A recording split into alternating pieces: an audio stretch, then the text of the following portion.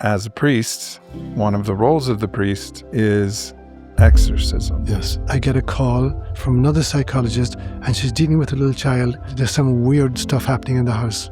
I think he needs an exorcism. So we did an extended hypnotic regression, and all of a sudden this adult African-American voice begins to speak through the child. And the story was the family were on vacation in Florida and they came across a crash, and there's this young African-American man who's been killed. The soul of this man takes occupancy of the child's psyche.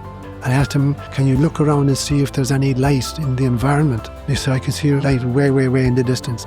And he's beginning to feel the love emanating from this. Go to the light, let go. And he let go.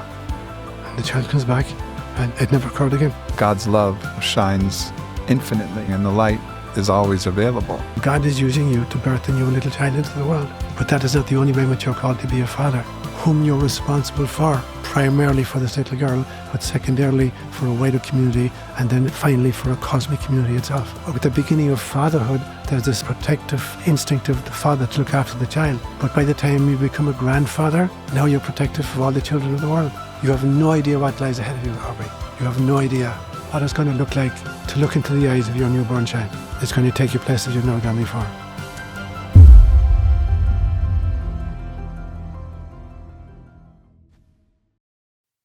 Catholic priests are called fathers. I'm about to be a father. Yeah, amen to that. Who is the father to you, and what is the role that an earthly father has to play in living up to those responsibilities, that archetype and that role in the world? Beautiful question.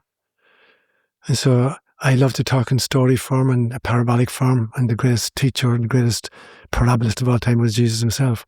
So when you look at his teachings, he uses parables, which are kind of really, really succinct, synopses of really deep teaching. So I defined a term many, many years ago that I call Mythish. And Mythish is the articulation of sacred wisdom in story form or in parabolic form.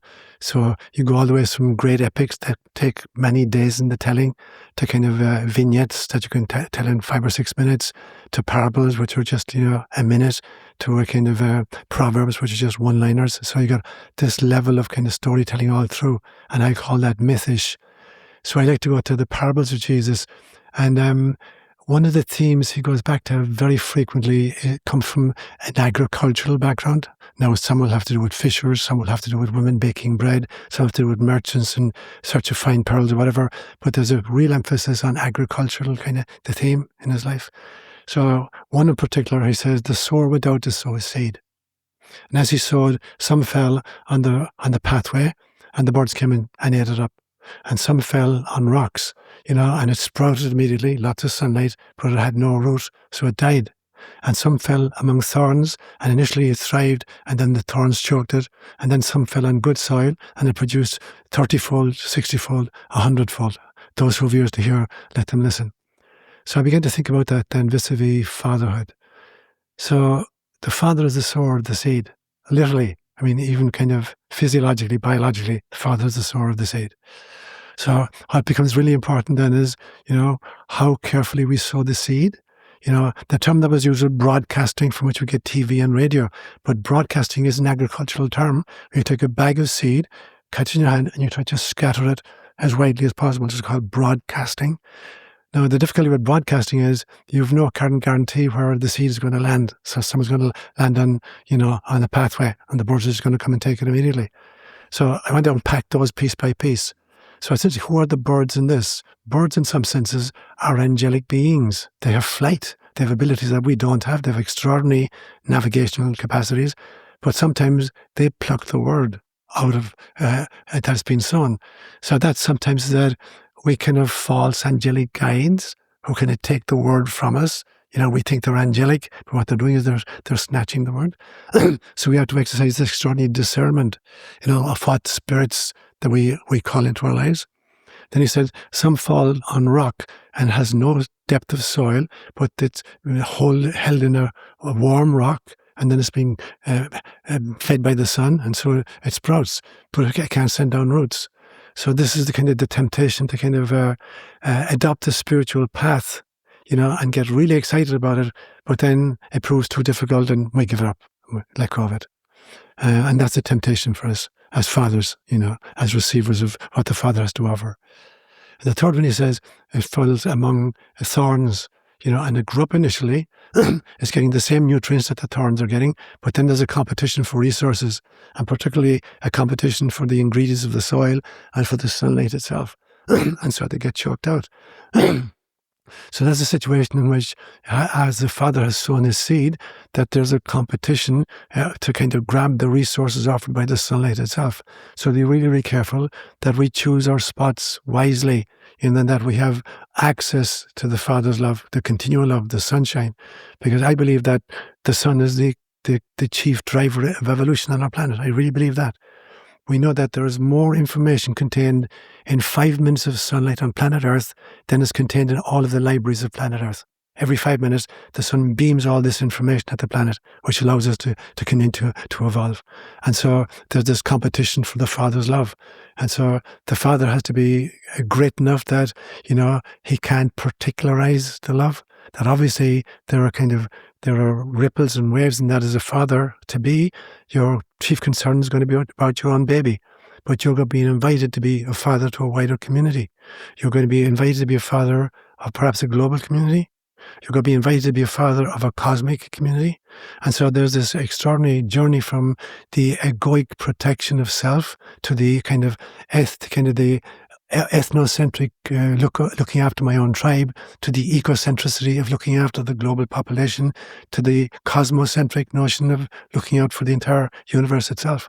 And so we have to be really careful that as we imitate Father love, that why it's particular that we are focused on those closest to us, and particularly those who come from our own loins, that we have to have enough love in us to be father to a much, much wider community. So I see that that's what he's saying.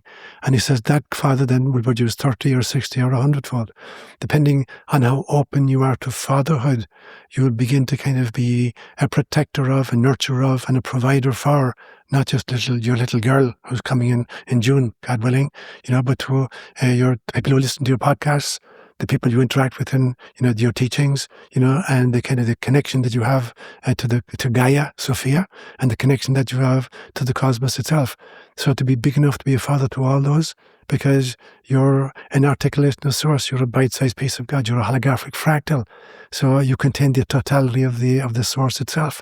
If open, only you can access that level of self-awareness, that you can disidentify with your mere physicality, with your mere etheric nature, with your mere astral body, or your mental body, or your psychic body, and even your soul self. Because the soul is the first, it's the first impediment on the way out from God, and the last impediment on the way back into God, until finally we merge completely, and we realize it is God having all these experiences. So God is using you to birth a new little child into the world. But that is not the only way in which you're called to be a father. And so just to think about that, in what other ways am I being called to be a father? And in what way is this child event that's happening in June, God willing, is that actually preparing me not just to caretake for this little baby that I'm bringing to the world, but for the cosmos itself, which is God's baby. Yeah. And those two go together. Absolutely. Because the environment, the terrain, the terroir that this little baby girl is going to be born into is the environment that she's going to grow up in. And it's going to have as many thorns as there are still. It's going to have as many barren places of rocks, as many birds and pterodactyls even that are out there roaming around. So I can't just take care of my girl without dedicating myself to the world. So at least I can look her in the eyes.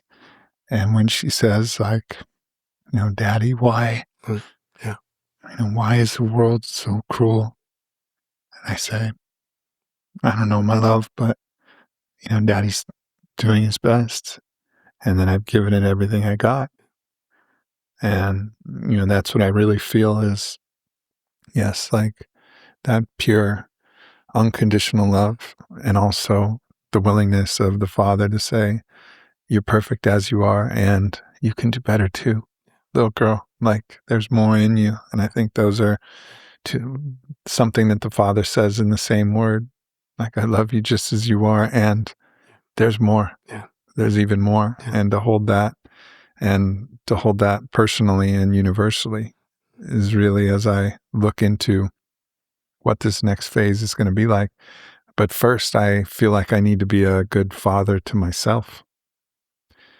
You know, there's a point, I think, for every boy where the boy has to let go of his earthly father and start connecting with the heavenly Father to become the incarnation of a bite-sized piece of the Father. You're absolutely right. And so there are two great episodes in the life of Yeshua, where at age 8 days old, as a little Jewish boy, he's brought to the temple to be presented to God. So he's been initiated into the wisdom tradition of his own people. And that's really important, that every child has to be kind of initiated into a wisdom tradition. You can't just, which happens so very, very often, unfortunately, in our world, we're birthing kids into a totally atheistic culture. And then we expect them to thrive and to be able to find answers and satisfaction in vicissitude. And they can't, because there's nothing much to stand on. And so he's initiated into the wisdom tradition of his own people, the Israelites of that period of time. But then there's another story at age 12 where the family goes down to Jerusalem from Nazareth, where they were living, and it's like a 3-day journey to go down for the Passover festival. And then on the way back, the first night they're camping, they realize the child is missing, 12-year-old boy, and they're freaking out. And they rush back to Jerusalem trying to find where the hell is he. And at that stage in Jerusalem, the population in Jerusalem was typically about 40,000 people year-round. But for the Passover, it would swell to 1.5 million, because they would come from all over the country to celebrate Passover. So there'd be tented cities all around Jerusalem itself. So where the hell are we going to find our child? And they finally find him inside in the temple, and he's talking with the great experts of the law. And these guys are fascinated by his erudition. And his parents come in, and his mother says, "Why did you do this to us? Didn't you realize that your father and I have been looking for you for 3 days? How could you do that to us?" And Christ says very famously, "Did you not know that I must be about my Father's business?" So now it's not that he's abandoning Joseph or his own tradition, but he realizes that I need to step outside my tradition, not by abandoning it, but by transcending it, by looking at all of the other great wisdom traditions of the world and cross-fertilizing them with my birth tradition. And that's my real father. My real father is the father of the cosmos, not just the father who looked after me in Nazareth. And some of the stories would claim that at that stage, he started actually on a kind of a world tour, if you like, that he may have been related to Joseph of Arimathea, who was a tinsmith, and that Joseph of Arimathea would travel particularly to Cornwall in southwest England to great tin mines, and elsewhere, and that he took this little 12-year-old boy with him. So that this little kid is exposed to Celtic Druid teaching. He may have gone down to Egypt and been exposed to the mystery schools of Egypt, and so he's been trained in so many different wisdom traditions that he can then cross-fertilize them. And the possibility is that there's nothing said about him from age 12 to age 30. There's 18 missing years. And a lot of traditions claim that he actually traveled much further afield, that he may have visited Persia and been influenced by Zoroastrianism. He may have gone to India and been influenced by Hinduism and Buddhism. And in fact, when you look at the 8 Beatitudes and you look at the Eightfold Path of the Buddha, they're almost identical. And so that he was exposing himself now to some of the other great wisdom traditions, and then he comes back at age 30 and he's ready for his public mission. And he starts with a baptism. Interesting. A baptism followed by a desert experience of 40 days. And he says, "No, I'm ready to go." He'd go. And so that in some senses, the father has to change its meaning, both for the child and for the father. That you as the father have to change whom you're responsible for, primarily for this little girl, but secondarily for a wider community, and then finally for a cosmic community itself. And that is the job of the father, to continue to widen the scope of its interest. And what I've seen in my own life is that, with the beginning of fatherhood, there's this fascination with the child and the protective instinct of the father to look after the child. But by the time you become a grandfather, now you're protective of all the children of the world. Almost immediately, you go from a kind of personal kind of commitment to one individual, to a global community of little children, that whatever there are children in the world suffering in any way, you're father to them. And so that you're on the beginning of a journey, and this is a very important stage where you're going to be exposed. You have no idea what lies ahead of you, Aubrey. You have no idea what it's going to look like to look into the eyes of your newborn child. I guarantee you. It's going to take you places you've never gone before. Mm-hmm. But she's going to be a conduit, not a final location. She's going to be a conduit for you to look into the eyes of all the children of the world, all the species of the world, the global community itself, and be father to all of those. Yeah. Yeah, I with you over these past few days, I've put myself in that position. And what's really come through is the responsibility to the future. And I think I've had an orientation to being in service as I could to the world. And I've had my own quest to study with the great traditions and the plant medicine traditions and the different ways to get to know a different face of God through different language and through different practices, different prayers, different sacraments. But to be honest, I've been more concerned with the present reality than the future reality, because there was some part of my connection to the future which was abstract. And with a daughter who, God willing, will have her own children and birth them, I can feel the kind of dendrites, the start of this deep connection to the future. And I think that's something that when you look at many of the monuments that have survived from ancient civilizations, you can kind of feel that they were sending messages, putting time capsules out for the future, for us. And I think we're remembering them now. We're seeing them, we're discovering them, we're seeing the sacred geometry, we're seeing how they're aligned to sacred time, not Gregorian time, but the time of Earth and the sun and the moon. And that was a covenant with the future. And to me, that depicts an extremely high level of consciousness. That's even beyond the impressiveness of their geometry, or the straightness of the lines that they could carve, or the weight of the stones that they could move. All of that is wildly impressive. But what's more impressive is that they loved the future enough to leave us Easter eggs and messages so that we could find our way as we're lost in the woods and grappling with our own 40 days in the desert. That's really powerful, really powerful. And it brings up for me the misunderstood notion of perfection. There's a famous statement in the Gospels where Jesus says, "You must be perfect as your heavenly Father is perfect." Now, it's interesting that that's Matthew's version of it. Luke's version is, "You must be compassionate as your heavenly Father is compassionate." So let me just break those two asunder for a little bit. Jesus is speaking in Aramaic, but the New Testament is written in Greek. So the problem is a problem of translation. So the word, when Jesus says, "You must be compassionate as your heavenly Father is compassionate," the word for compassion in Aramaic is rachamim. And rachamim is the plural of the word for a womb. And when Christ talks about, when he talked to the Father in heaven, the word he's using in Aramaic is abwon. And abwon is not a gender-specific parent. It is the birthing principle of the cosmos. So here's what he's saying is, you must be womb-like as the birthing principle of the cosmos itself as a womb. And so that, our job is to give birth to God. Meister Eckhart would say very famously, of what use to me is it that my Saviour was born of a virgin 1,300 years ago. If he's not born again in my time and in my heart, every single one of us is meant to be a mother of God. And so this abwon and compassion is about, being womb-like. And that, what does a womb do? It conceives, it carries, and it gives birth sequentially, not just once. So the first thing we do often is, as little newborns, we identify with our physicality. We stick our finger in our mouth and our toe in our mouth, and what is this thing? And then we realize, this is me. So the first identification is with my physiology. And then about 7 months, I begin to identify with my ego. Somebody calls my name, and I realize that this is the person they're talking about. There's 3 people in the room. There's one name being used, and I know it's me. So now I'm identified with the name. So now my identification has to do with the ego.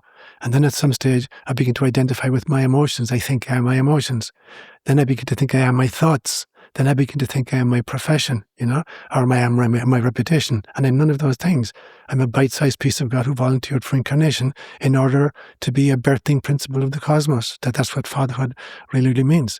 Now, the other version then in Matthew's gospel is you must be perfect as your heavenly Father is perfect. But the word that's written in the Greek is telos. And telos is the word from which we get the English word teleology. And teleology means to be attracted toward a goal, so that my present actions are predicated on something I want to achieve.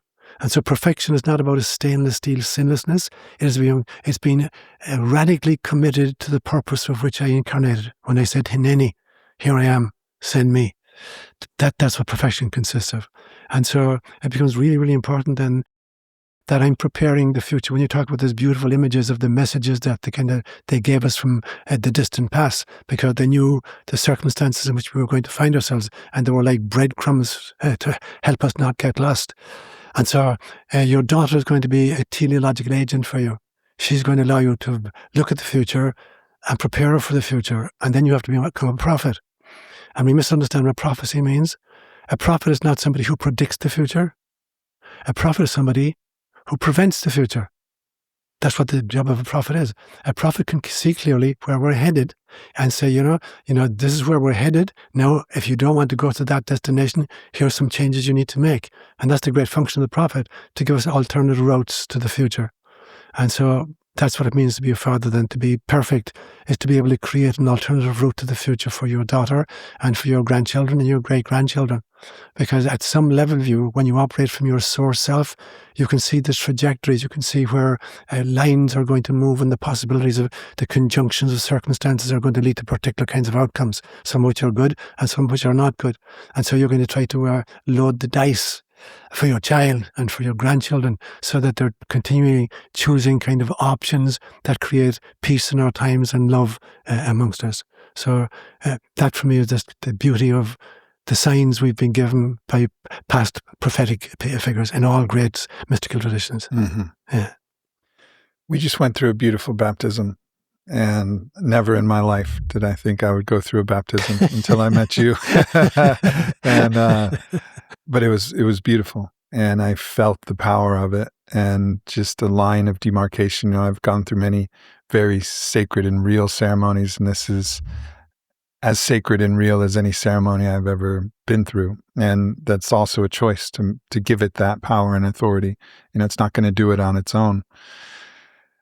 But one of the elements of this that you mentioned in Yeshua's story is that he went off afterwards for 40 days into the desert to wrestle with Satan. Yes. What is Satan to you? Okay. So for me, there's this kind of almost like a bifurcation, because in the process of the kind of emanation from God, and I don't believe in creatio ex nihilo, creation out of nothing. I don't think God goes into his workshop on the Monday and says, I think I'll create elephants today, and then Tuesday, I think I'll create mosquitoes today. That is not creatio ex nihilo, creation out of nothing. It is emanatio ab Deo. Plotinus, a very famous 2nd century philosopher, said, I don't believe in creatio ex nihilo. I believe in emanatio ab Deo. I believe in emanation from source rather than creation from nothing. And I'm sure you've had this experience yourself. Somebody gave me a gift a few years ago of a potted plant, and it was just a bulb inside in a container. And I'm dreadful at growing, so I either overwater it or I underwater it. And she said to me, very simple. She said, stick your finger in the clay. If it's wet, leave it alone. If it's dry, put water in it. So I did. And after about a month, this huge, big, elegant green stalk came out of it, and about 4 weeks more, 4 beautiful purple trumpet flowers came out from the top. And I asked myself the question, did the bulb create the stalk? And I said, no, the bulb did not create the stalk. The stalk was emanation of the essence of the bulb. And did the stalk create the flowers? No. The flowers were the essence of the bulb itself. So it's just manifesting in different stages. And so that's how kind of evolution evolves. Now in that process of evolution, various forms came into being. Angelic beings at various levels, 10-dimensional beings, third-dimensional beings, second-dimensional beings, whatever. And we happen to be in 3-dimensional bodies right now. But there are beings above us. And particularly, there are two choices of the beings at the very top. Either the Luciferic, which is sometimes called Satan, and Lucifer literally means a carrier of light. And so that is kind of what I call pseudo-mysticism, where people pursue ascetical practices, hoping that asceticism itself will win God's favor. And so we want to distance ourselves from the earth itself, and kind of in the kind of the dark side of Gnosticism, which is that the earth is evil. You need to separate yourself from it. The body is evil. It's full of temptations, so we need to separate. So the Luciferic impulse is an aspect of Satan that brings us into I would call it a pseudo-mysticism, rejection of the world. And then the Ahrimanic impulse is the opposite, which is to be so enamored of the body and the world and our sensoria and our sensuality and our technology that we think there is nothing afterwards, and we're totally fixated on the here and the now. And so there's this epic battle that goes on between the two. So Satan sometimes is used as a kind of an overlay for those two kinds of diverging kind of temptations, to eschew the world completely and opt for a pseudo-mysticism, or to embrace the world completely and ignore the spiritual or the afterwards. And I see then that you've got these two sets. The overlap is where Christ consciousness resides. And for me, Christ consciousness is the very same thing as Buddha nature or a self-realization, because it's the place, it's the vulva through which the new self-identity comes through. And it's an identity that, there's a source self, there's a soul self, and there's a role self. So my role self is Seán. I'm playing the role of an Irish guy with an Irish accent today. But that's not who I am. I'm an ancient being who was never born and will never die. My soul self. But that itself was an emanation from source. And there's Aubrey Marcus. Aubrey has a particular name. He's a particular kind of a skill set. He's got a particular physiology. But he's not any of those things. He's an eternal being who was never born and will never die. And now you're being the conduit for another soul to come in, and she'll inhabit a spacesuit, and you'll fall in love with it. And she'll have a personality that you'll fall in love with. But what you need to really fall in love with and kind of monitor and be father to is her soul self, so that she never misidentify, that she never really thinks she is her body just, or her beauty just, or her intellect just, or her talents just, but that she's literally a holographic fractal of source itself. And so then we have to avoid these two extremes about the kind of the pseudo-mysticism that eschews the world, or the kind of the mechanistic world of transhumanism that adopts technology in place of divinity. We are in unprecedented times, and the first thing that arises is a need for safety. How do I ensure my own safety and sovereignty so I can protect myself and my family and also contribute to a better world? And so one of the things that I think is really important is to recognize where you are holding your value. And right now, a lot of us are holding our value in cash. What is cash? Cash is promises made in paper or plastic from governments that we know we can't trust. But what has real value? Precious metals. And this is why I created the Mint, metalmark.com, mtlmrk.com, precious metal currency. I believe it's the future. It has real tangible value, and we're combining it with the collectible value of incredible artists like Frank Frazetta and many more to come. So check that out at mtlmrk.com. And furthermore, you need to make sure that you're making the right, best decisions. And so you need to have the maximum amount of energy, clarity, drive, and focus. And so I encourage you guys to check out correctlife.com with a K. The Correct Edge is something I take twice a day to make sure that I am operating at the highest capacity that Aubrey Marcus can operate at. And it's actually the reason I founded that company in the first place. So check it out. There's some amazing formulations. I really think it's going to make a significant impact in your life, and those decisions you'll make from that place will reap rewards that could last for generations to come. lastly, I just want to say, like, I understand the stress that everybody's feeling in these uncertain times, and really focusing on financial sovereignty is going to be a big part of my message moving forward. I've had the blessing of having taken a beautiful ride. Me and my family are safe and well, and we're able to support those that we love. I want you to be that person as well. So I'm going to be talking about that a lot more. So make sure you like and subscribe to the channel and follow me on social media at Aubrey Marcus. Thanks for your attention. We're in this together, all for one for all. Let's go. Yeah, I think that's a beautiful explanation of what is kind of classically the Rosicrucian Trinity, of Ahriman, Lucifer, and Christ. To me, Satan has its own distinct qualities as a force of resistance or negation.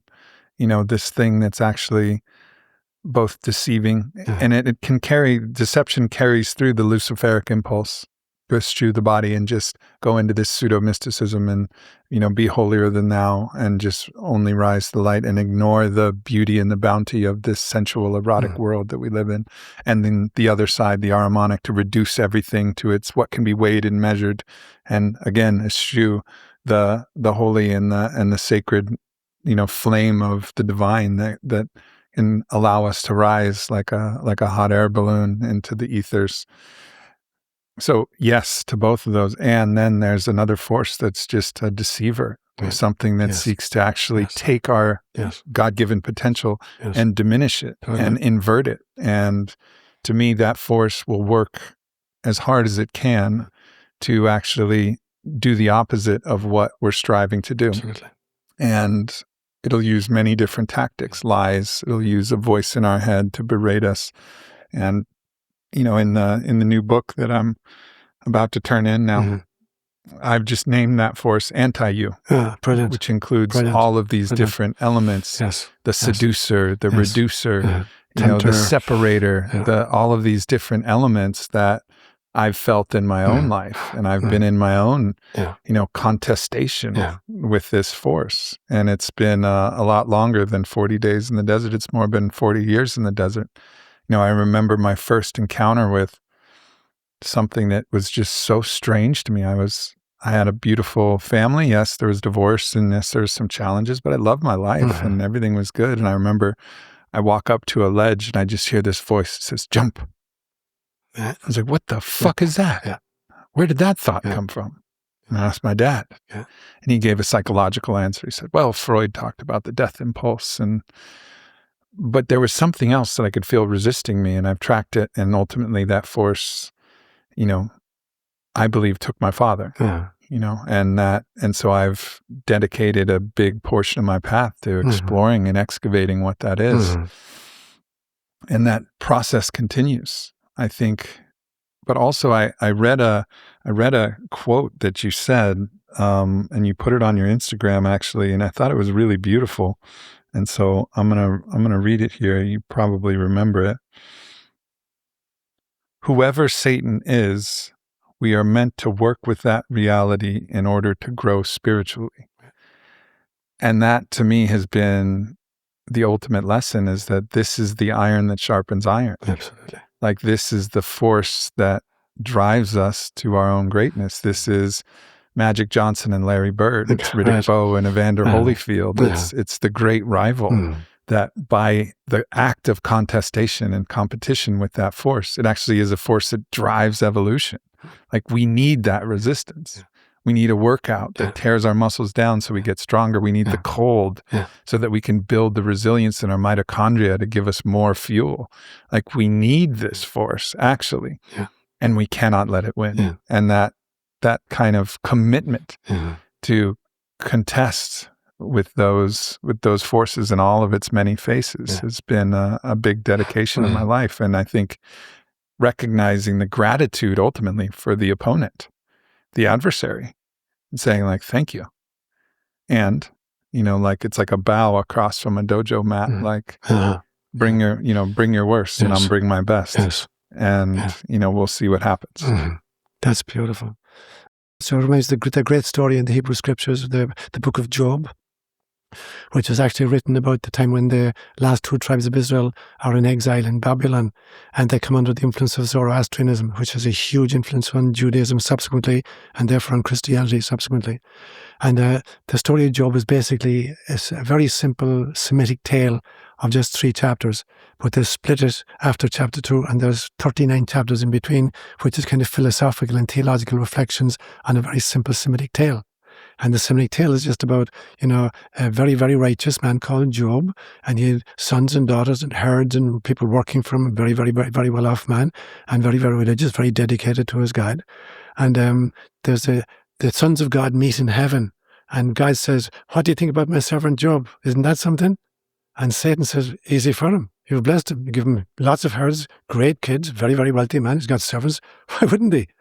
Now, the word Satan is actually an adversary in the sense of the devil's advocate, in the sense of somebody wants to kind of test for what reason is he being good. And so Satan says to him, take away his herds and see what happens. And so the next story is then raiders come in and they take all his herds, and his herds. And Job continues to praise God. And God says to Satan, "See, I told you he wouldn't lose it." Satan says, "Fine, you can take his herds. What would happen if you kind of took his kids?" God says, "Okay, have at it." And the elder brother's holding a party, and he invites all his siblings to the party. And when they're there, the roof collapses and all the kids are killed. And God comes back to Satan, and Satan's still praising God. Or at least Job is still praising God. And God says to Satan, "See, I told you, even the loss of his kids didn't faze him." And Satan says, "Yeah, people suffer the loss of their property and even of their kids, but you touch his own physical body and see what happens." God says, "Okay, have at him." And so Job is covered with this boils of all kinds of pus emanating from every part of him, and he's sitting on a dunghill, he's scraping them with pieces of stones to try to get the pus out of his system, and the Job's comforters arrive and say, "You must have done something wrong. You must be a secret sinner. God wouldn't punish you if you were good." And Job said, No, there's nothing. I kept the law of God. I love my God. I've done nothing wrong. No, you couldn't have. There's some secret sin. Fess up, or there's something worse is going to happen. And finally, Job loses his cool with God. He says, "Why the fuck are you doing this to me? I've kept all the rules. I've loved you. I've obeyed you every time. Why are you doing this to me?" And then God makes this really ridiculous response. He says, "Who are you to question me? Were you there when I fashioned the earth? When I divided it, when I said to the waves, 'Thus far shalt thou come,' and over, were you there at that stage?" And he berates Job. And finally says, "I'm really sorry." And the other story is, don't argue with God. We have no idea why God is doing what God is doing. Now, it's a terrible philosophy, if you like, but it's a recognition of the fact, that even keeping the law or being a good person is no guarantee that shit's not going to happen to us. So how do you survive that? So it's a total different kind of philosophy. And Jung wrote a whole section on this. But this notion of theodicy then is the biggest problem in theology. It's called theodicy. Why do bad things happen to good people? And that's something I've put a lot of thought into. So part of me feels like, why did you Wim Hof go naked up a mountainside in sub-zero conditions? Why did you test yourself? You wanted to see what you're capable of. You did it. So you could have stayed at home and just watched television, watch some other dude do it, but you wanted to feel it yourself. And so there are beings up there, souls who say, "I want to sign up for a really difficult lesson. I want to see if I can remember who I am, even in 3-dimensional density. Even when shit happens, can I still remember that I'm a bite-sized piece of God? Bring it on. Let me experience it." God says, "Okay, if you think you're up for it, go for it." So there's nobody down here because God forced us to come down. And there are no circumstances in our lives, where God is just testing us. We're dropped into improv theater and we roll with the punches, And I believe that my experience is that souls at much higher levels, angelic beings, are totally amazed at the courage of those souls who volunteer for incarnation in the 3-dimensional world, because they know it's always equally balanced light and dark, good and evil, and that we still want to send me. I'll go down there and I will still try to remember who I am. And when I look into the face of my enemy, I'll try to remember that is also a bite-sized piece of God on planet Earth.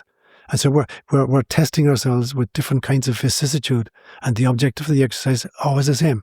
Can I remember myself? Can I remember that I'm a bite-sized piece of God? And much more importantly, perhaps, can I look into the face of somebody else and recognize that too is a bite-sized piece of God, and can I treat them as such? And that for me then becomes, that's the greatness of the Satan, or the greatness of these figures, that they're testing us in order for us to prove to ourselves that no matter the situation, I can still remember who I am, where I came from, and why I came. Mm-hmm. Mm-hmm.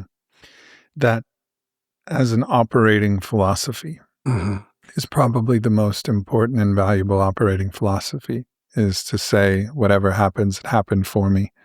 And, thank you. Yeah. And maybe you don't even know why. Yeah.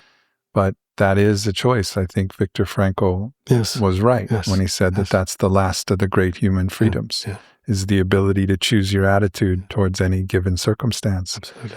And this is, I think, a big challenge in this victim culture that has developed, which is always blaming what is happening on somebody else or something else, or, just kind of alleviating their own culpability in whatever, or opportunity at the very least, even if it's not their fault. There's an opportunity that's available, and that we have the power to choose our attitude. And the best of us have always done that. Yeah. They've always chosen that, all right, like this is my circumstance. Yeah. I'm going to love my fate, Amor Fati, and I'm going to move forward from here. Yeah. You're absolutely right, Aubrey, because there's no circumstance, there's no relationship, there's no event that happens that cannot be harvested for good. There's a brilliant story that Jesus tells one time about a very rich man who had a steward who was in charge of all his property. And he found out after years that this guy was embezzling his property. So he calls him to an account. He says, I want to see the books. And the guy said, holy shit, what am I going to do now? I'm too old to get a real job. I'm too embarrassed to beg. What am I going to do? So he calls in all his matters debtors, and he says, John, how much do you owe my master? And the guy says, 100 barrels of wine. Here's your bill, make it 60. And he calls somebody else, Michael, how much do you owe my master? 100 bushels of wheat, here's your bill, make it 70. And then Christ said a very strange thing. He said, the master praised the unjust steward insofar as he'd acted wisely, because the children of this world are wiser to their kind than the children of light. Now, was he praising this guy's duplicity? Absolutely not. He was saying this was a man, the steward, who could turn every single situation to his own economic advantage. When he was a steward, he was embezzling the property. But even when he got fired, he was looking for bakshishi. I cut your bill in half, I want to see some payback. So he was able to turn every situation to his own economic advantage. And Christ saying, why can't you do that? Why can't you turn every situation which you find yourself to your own spiritual advantage? There is no circumstance in your life. There's no relationship in your life. There's no occasion in your life which you can't harvest for your soul's growth and for kind of your contribution to developing Christ consciousness on our planet. So it's not about what's happening to you, it's what are you going to do with it? Mm-hmm. Yeah. What has happened to our culture? Why do we not praise and venerate the true essence of the archetype of the Father in our culture? How did we get to where we are now? I think, there's a pendulum swing between the total overemphasis on the patriarchal energy and then the swing back to the matriarchal notion. This notion that if we could only replace men with women, we'd live in ultimate peace. And certainly we see in our time there are as many crooked women in politics and other areas of life as there were men before them. So the solution is not just replacing men with women. That's not the solution. The solution is the equal balancing of the yin and the yang energies. And so for me, yin and yang predate even gender affiliation, that the soul has no gender whatsoever. But when a child decides to incarnate in planet Earth, there's a gender it has to attach itself to. But that, in fact, we're way beyond gender. I gave a whole retreat to my own community a few years ago, which I called Spirituality Beyond Gender. And for me, it's the realization that, Carl Jung said it really beautifully as well, kind of the balance between the anima and the animus. So that the anima is the female aspect of the male psyche, and the animus is the male aspect of the female psyche. And that we're meant to bring those in balance. But there are two kinds of balance. There's a systemic balance and there's a personal balance. So I think there are situations in which, there's a need for masculine energy in a particular group of people, and some people will be able to demonstrate that more than others. And there are other situations where there's more need for the feminine energy, and a community has to have enough people who can satisfy the entire spectrum of the male-female balance. And then within the individual person, there's the balance within myself. In what instance am I being called? Is my feminine archetype being called forth? In which circumstances my male aspect being called forth? And there are two stories, that really make sense to me about this. I saw a story a few years ago about a woman driving a 2-ton truck, and the truck overturned. She had an accident, flipped over, and somehow she had a little child in the car, and the truck landed with the child is pinned underneath it, 2 tons. And she got her, she's free, there's nobody around to help, and she lifted 2 tons of truck and pulled the child out from underneath it. So here's a woman now who's totally gone into her yang energy, what she needed to rescue this little kid. And then, of course, she takes it and puts it to her breast. Now she's gone from her yang energy to her yin energy. So that's an instance where at an individual basis, to know when is it appropriate to rely on the yang and when on the yin. There's another story I saw of wildfires in Australia just a few years ago. And there's this video of this big, rugged firefighter. Inside was flames all around and smoke all around. And there's this tiny little koala bear who came out of the forest, and his forest on fire. And he's kind of helping him out. And then he takes a bottle and puts a nipple on the bottle, and he's feeding the little koala bear. He's holding the koala bear here, and the little thing is sucking crazily and using his fingers to milk it. And I think there's this big, strong, masculine, yang energy rescuing this. And what does he do? It's almost like he's breastfeeding it. He flips into his yin energy. So for me, then it's the balance between in what circumstances do I need to call forth my yin, my feminine energy, and in what circumstances do I need to call forth my yang energy as an individual person. And in communities, it is appropriate that some will have more developed yang and some more developed yin, and they should be complementary to each other. But it's like we're forcing everybody to be yang. No, women don't want to be women anymore very often. They want all to be yang. And so, there is no feminine energy left. There's very little real feminine energy left. And I'm not saying that we should deny women, public positions of any kind. We need them, but we need them to come in with their femininity, not with kind of an overpowering animus figure. I don't really. The first upsetting experience I had when I came to the States in 1987, I was downtown in Palo Alto, and I was I'd opened an account in the Bank of America in Palo Alto, Lytton Road, and I'm walking up to the front door. There's a big glass door, and I pull the door open. I'm just about to step through, and I see this young woman, maybe 25, 26, coming up behind me, and I hold the door to let her through. And she says, "I can open the door myself." Thinking, holy shit, what did I just do wrong? So you couldn't be a gentleman, in this kind of culture? So being a gentleman was some kind of a reduction of her femininity instead of an embrace and an acknowledgement of her feminine. It was an act of love and kindness, not superiority. There are things that you can give me that I can't give myself, and things I can give you that you can't give yourself. And so it's the complementarity of functionality is so important. But we've gone totally overboard. So the first lecture I ever gave when I came to school here, there were 23 of us in the class, and each of us had to give a lecture to the group. And I was in the States about 2 months at that stage, and I was shocked by the rift between the male and the female. And so I titled my talk, it Patriarchy, Matriarchy, and Hatriarchy. And my thesis was, we can't just swing from patriarchy to matriarchy, because right now we're stuck in hatriarchy. It's about hatred. So there were 23 guys in the class, people in the class. There were 5 guys and 18 women. And all of the women's husbands were working and paying the school fees for these women to attend college, and they spent non-stop time complaining about their husbands, the assholes they were and whatever. And these are the guys who are working, so these can go to college. I'm watching this performance, and it's really upsetting to me that this kind of this blatant hatriarchy masquerading as feminine liberation. So we need to kind of find that balance again. We desperately need the female and the male in balance. And we can't afford just this endlessly or periodic swinging from one extreme to the other. We've certainly come out of a time when patriarchy has kind of oppressed the feminine. And now it feels to me like the feminine is in danger of oppressing the masculine. So how can we find the balance without having to go through these pendulum swings non-stop? I think that's part of our journey here. and that we'll make the breakthrough only when women acknowledge their femininity and work from that as their contribution, and men acknowledge their masculinity and work from that. But that each person is also kind of cultivating the opposing part of themselves. But the balance may not be 50-50. Maybe the right balance is 70-30. That 70% aligns with my gender, and 30% resides with my kind of mindset. And that perhaps is the ideal balance, something like that. But it's not 50-50. That's not going to work. Yeah.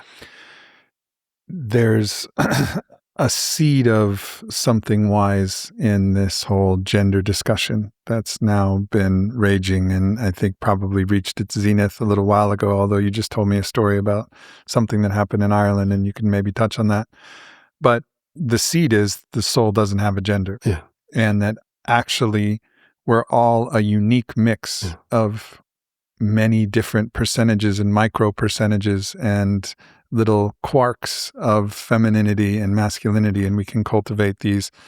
So, in Ireland, you might as well tell the story, and then I'll finish my point from there. Yeah, sure. I mean, for me, this is kind of woke gone to total extreme.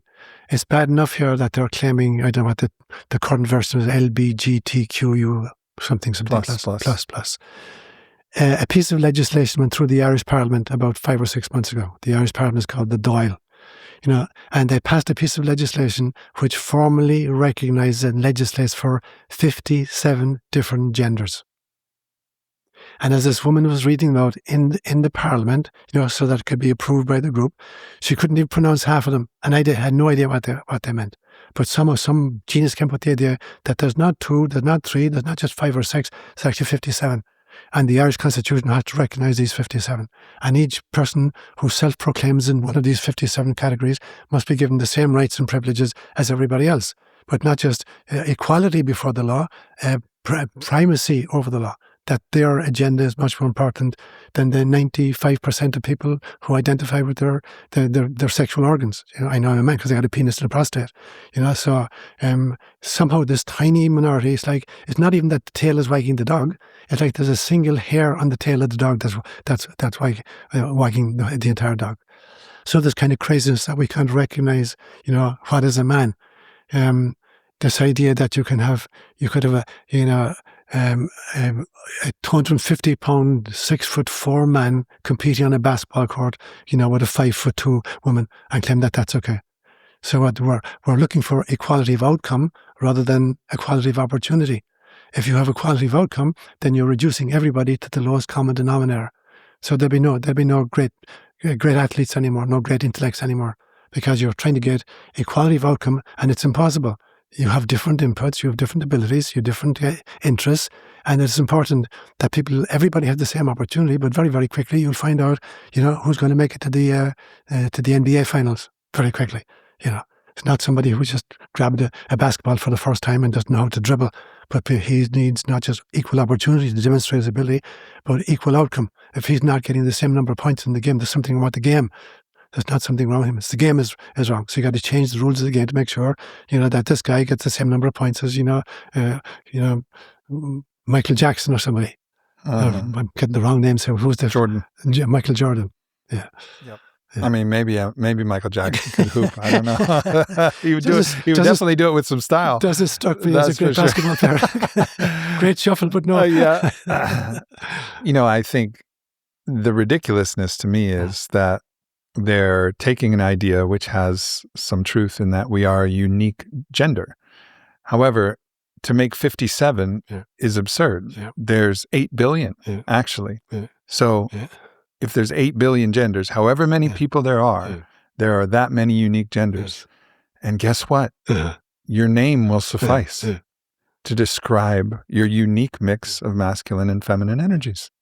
So 57 is actually just wildly confusing. Let's just stop at 2, stop at 2, or go all the way to 8 billion and allow everybody to be their own unique gender. Yeah. And it just seems like very, very simple to understand. And then we try to make these moves, and this is part of the confusion that I think we're entering. And you can track the antecedent causes of all of this. And, there were people who were in a body that didn't express the dominant, gender of that body. So a woman who wanted to express the masculine energy, or a biological man who wanted to express his feminine energy. And they were historically potentially bullied, and there's a variety of different things. So that needed to be corrected. But as you said, the pendulum, it just swings way too far. And hopefully in our time, there'll be some balance restored. I mean, there was a congressional hearing where a congressman was asking a doctor if men could get pregnant. And she was unwilling to just say no. And we even have a little emoji. And we're getting beyond this place where actually language is used to help us make sense.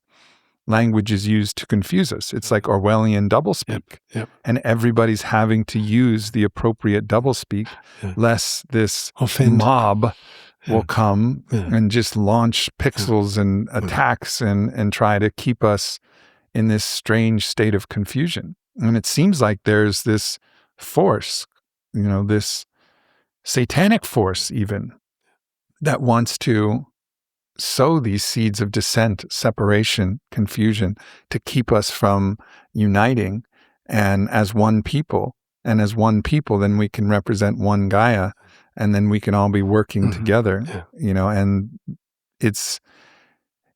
yes, there's people participating in it, but it just really seems like there's another force. And that's something that I've identified as a father as well. Is like, there's a great reggae song from Max Romeo, and he says, we got to put on an iron shirt and kick the devil out of earth, and that's really what it feels like to me. It's like, okay, like you have your cosmic role.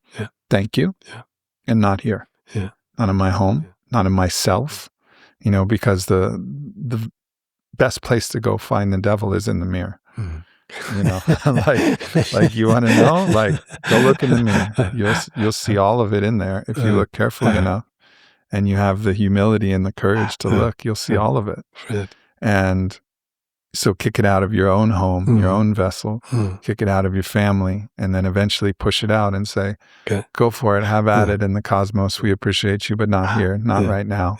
This is my own sacred no. This is where I draw the sword of love and truth, and I create a boundary. Very beautiful. And so, I think I've said to you before that, I've been seeding my dreams since I started recording my dreams in 1979. And I seed them. So I propose a kind of a question to my higher self or to my angelic guides or whatever before I go to bed at night, and then hope for an answer when I'm sleeping. And I posed this question some years ago. What is the distinction between sin and evil? And the response I got in my dream was that sin is the kind of the individual breach of a culturally created precept. Sin is just breaking human law. Whereas evil is a cosmic conspiracy using human intermediaries to separate souls from source. So I think you and I in a conversation yesterday or the day before, you mentioned Ephesians chapter 6, where Paul says, our struggle is not the forces of the earth, but against the demons of the skies, in some senses. That literally there are much more advanced beings than us, who are intellectually superior to us and technologically superior to us, but not necessarily morally superior. There's this great balance always between science and conscience. The word conscience actually means conscientia, which goes along with knowledge. So you got science, and that which goes along with science is called conscience, conscience. But there's this total imbalance between science and conscience. And so the fact that you can develop something doesn't mean that you should develop it. A form of technology that could prove really, really destructive.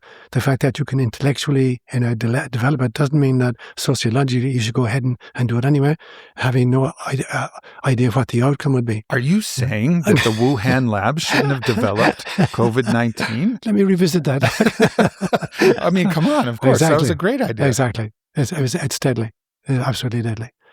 And so for me then, I really believe that there are beings out there, either extra-dimensionals, who don't have physicality at all, or extraterrestrials who do have some form of a kind of physiology who are much more technologically advanced than we are, and not just kind of in kind of mechanical technology, but even in kind of psychic abilities, but that they're not necessarily moral or spiritually developed, and that since they have evolved to an extent that they've gone way beyond their sexual, they have no sexual organs anymore.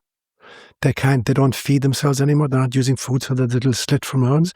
And so they've totally focused on rational development, like left brain activity. So they've gone way, way beyond, the human being, the physiology of the human being.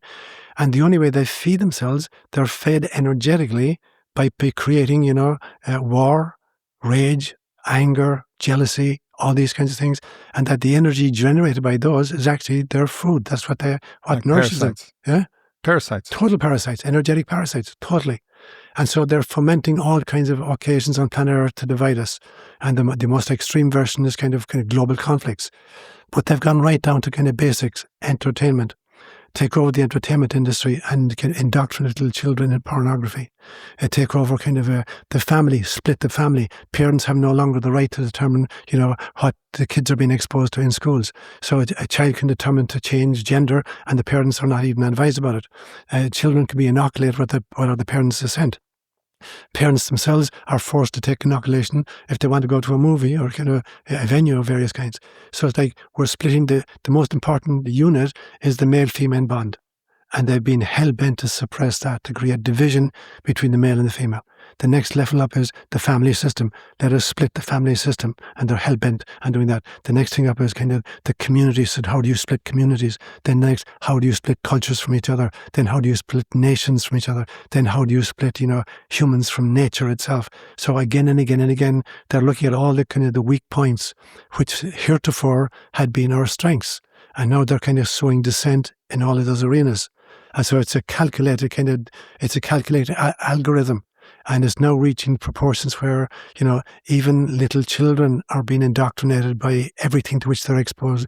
The educational system, their technologies, their screens, the entertainment to which they're subject. And so that's the most devastating kind of child abuse for me. Mm-hmm. That you're separating kids from their parents, and introducing kids to all kinds of kind of really demonic ideas in the pursuit of entertainment or education. Mm-hmm.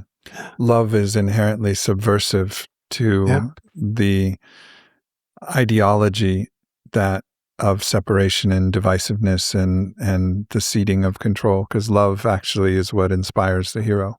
And the heroes will rise when there's enough love. But if you eradicate love, then there's no resistance anymore. And then the hellscape can emerge, and because love is fundamentally subversive to all of that. And so you're still a priest, although the Catholic Church didn't like the ways that you were actually experiencing the gnosis of God and the heretical beliefs that you held to the doctrines. And just to remind people that, heretic comes from the Greek, like heretikos, which is to choose. You were choosing. Yeah. And, the dogma doesn't like choosing. But I say this not to make that point, but to make the point that as a priest, one of the roles of the priest is exorcism. Yes. Uh-huh. And I asked you yesterday on a walk, and you said, yes, I've done 2 exorcisms. But I've never heard those stories. So share those stories. What was that like? Yeah. The first one happened in Palo Alto. I was living in Palo Alto for a long time, until 1991 when I moved up here to the forest.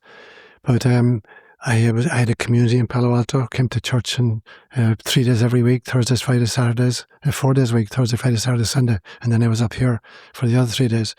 And there was a family came to me, and they were living in the street in downtown Palo Alto, and this weird phenomena were happening.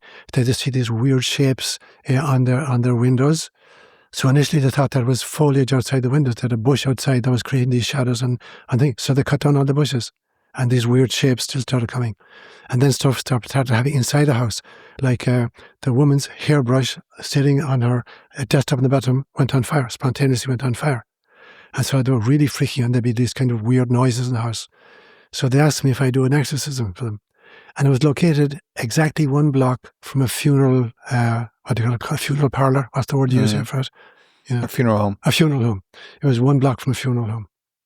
So I got onto their home, and they bring in a bunch of friends, and there's maybe 20 of us inside in the room, and we sat at the table, and they decide to say Mass for the group.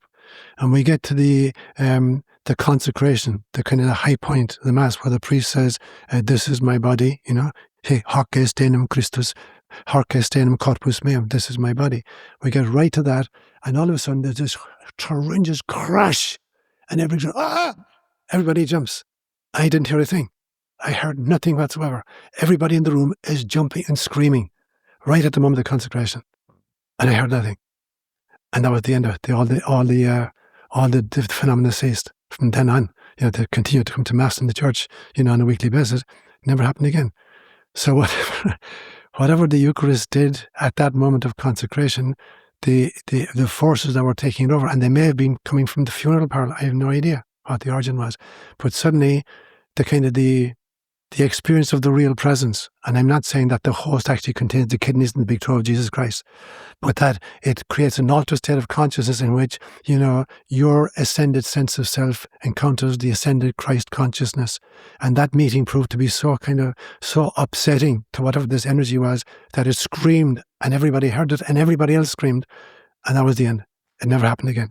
There were never any more shadows on the windows from it. That was the Why first do you time. think that they could hear it and see it, but you couldn't?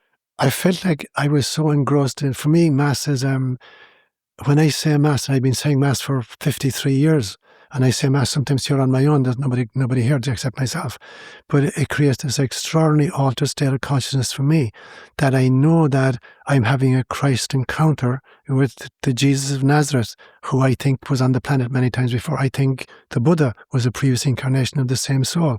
But that for me, when I celebrate Eucharist, I'm in a totally altered state of consciousness. It's my version of ayahuasca. I can kind of transcend, and I'm in communication with the carpenter from Nazareth. And it's like I was in a space which was kind of immune to kind of whatever shit was happening around me, and the others who were just watching me as participants in the Eucharist, they were in kind of still identified with their own physical selves and with their sensorium. I wasn't using my eyes or my ears or anything. I was totally focused on the mystery. So somehow the noise couldn't access that level. So I was inured to it. Yeah, that makes sense. Yeah. That it's this idea between the objective and subjective realities has been really pierced by all of the quantum physics that's come around, which has shown really profound things. That observation can change the way that things appear, and the perceiver actually influences reality, the perception. And there was a recent study that just came out that I saw where even perceiving or observing something after it has already been done changes it. So it can even go backwards in time, which is really mind-blowing to understand. So, it makes sense in this regard that maybe this wasn't actually happening, but was just happening for them who were perceiving it. And then the way that you were perceiving the world from, the eyes of Christ consciousness, behold, I make all things new. Like it was a declaration of sight. It was a declaration of perceiving in a different way. And I think that's our opportunity to try to see through the eyes of the Christ, to bring about the kingdom of heaven here through our own perception. Absolutely. So I'm a big believer in the notion of what I call retrocausation, that future events can create present happenings. And a man I know really well, Dean Radin at the Institute of Pneumatic Sciences, has done a lot of great research. Yeah, I just did my second podcast with him. Are you serious? A great guy. Brilliant mind. But I remember having an experience, I trek a lot in the creek down here, and I at different times of the year it's waist high, or neck high, and sometimes it's kind of mid thigh. And when I had my dog, we'd trek upstream. So the creek is going in this direction. And I remember coming downstream at one stage, and all of a sudden I see these waves coming up against me. I'm thinking, how could that happen? The current is flowing in this direction, and the waves are coming up here. And then I round the corner, and there's a big boulder in the middle of the river, and the water is hitting the waves, and it's creating a reaction and the waves are flowing back upstream. And so I'm seeing the results, retrocausally of something that hasn't yet happened in the future. I still haven't met that rock, but I'm seeing the evidence of what this rock is creating. I'm going to meet the rock in the future, in 2 minutes' time. But in the meantime, I'm seeing the results of something I haven't yet encountered. And so for me, I'm a big believer in retrocausation, that time flows in many, many ways, many, many directions. And so it really feels to me like that, when you get into an altered state of consciousness, time itself either ceases, or flows in whatever direction is most appropriate for whatever lesson you're being called upon to learn. Mm-hmm. Yeah. Mm-hmm. All right, tell us the story of your second exorcism. The second one was, so at this stage, I've finished my PhD in psychology. I finished a 2-year attached to a psychologist, finishing my hours. So now I have my own license, and I have an office down in Los Altos near San Jose. And at one stage, I get a call from another psychologist, and she's dealing with a little child. He's an 11-year-old boy, and his parents are living on 280, between Palo Alto and San Francisco, in a housing estate along there. And the child, there's some weird stuff happening in the house. He's an only child, about 11 years old, and a lot of poltergeist kinds of activity happening there. And they go to town shopping, they come back, and all the pictures in the house are turned back to front. They've all reversed themselves. They're still hanging in the walls, but all back to front. And the same thing, fire spontaneously happening in waste paper baskets and stuff like that. And kid having really, really powerful, really negative dreams and whatever. And so she contacted me and she said, I've been working with this family and this boy for a few months, and I can't make any progress. I think he needs an exorcism. Would you be prepared to give it a shot? I said, okay. So I said, I need to see him with his parents.